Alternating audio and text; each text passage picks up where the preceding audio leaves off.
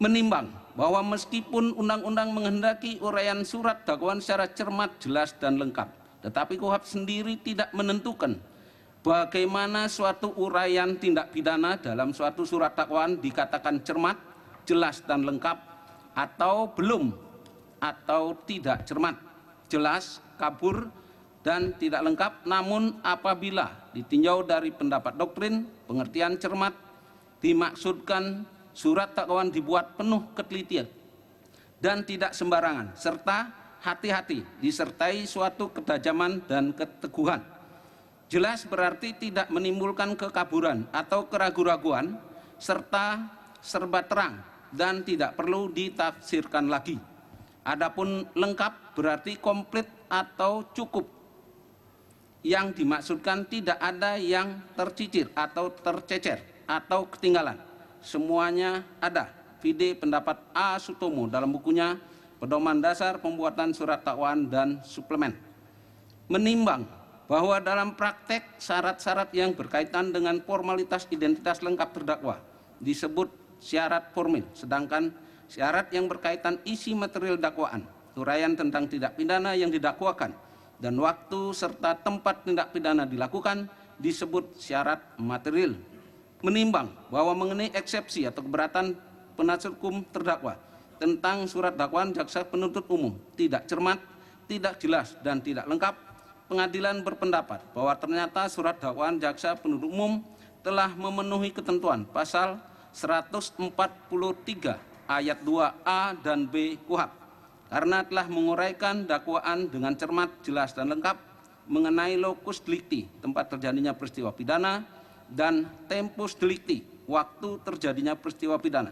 Sedangkan mengenai alasannya, yaitu dakwaan hanya mencantumkan perbuatan yang disangkakan tanpa mencantumkan akibatnya, pengadilan menilai hal tersebut tidak perlu karena pasal 156A huruf A KUHP yang didakwakan kepada terdakwa oleh penuntut umum merupakan delik formil sebagaimana pertimbangan di atas dan dapat didakwakan sendiri tanpa harus disatukan dengan pasal 156A huruf B KUHP.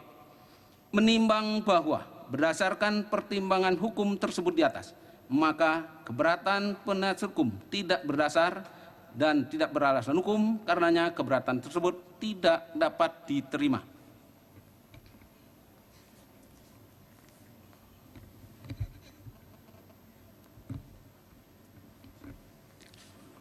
Dua, penuntut umum telah menciptakan akibat hukum baru dalam huruf B, pasal 156A KUHP, yaitu yang seharusnya berakibat tidak menganutnya agama apapun menjadi dalam rangka pemilihan gubernur DKI Jakarta.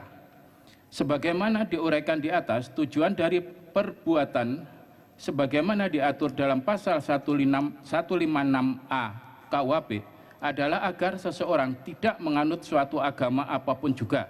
Sementara dalam surat dakwaan ini penuntut umum menyatakan bahwa perbuatan terdakwa dilakukan dalam rangka pemilihan gubernur DKI Jakarta.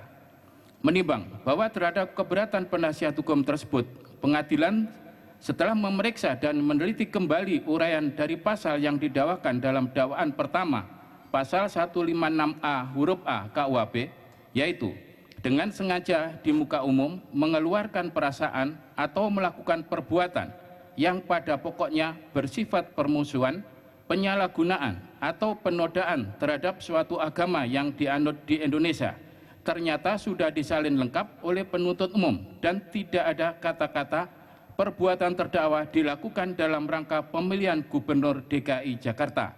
Dan keberatan penasihat hukum tersebut sangat janggal karena penuntut umum tidak mendakwakan pasal 156A huruf B KUHP. Menimbang bahwa dari pertimbangan hukum di atas, maka dalil keberatan penasihat hukum tidak beralasan dan tidak berdasar hukum.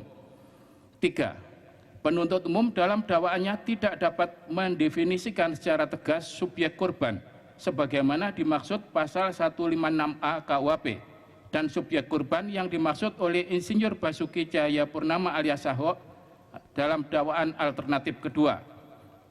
Menimbang bahwa dalil keberatan penasihat hukum tersebut pengadilan mempertimbangkan sebagai berikut. menimbang bahwa pengadilan kurang memahami yang dimaksud oleh penasihat hukum tentang subjek korban dalam keberatannya.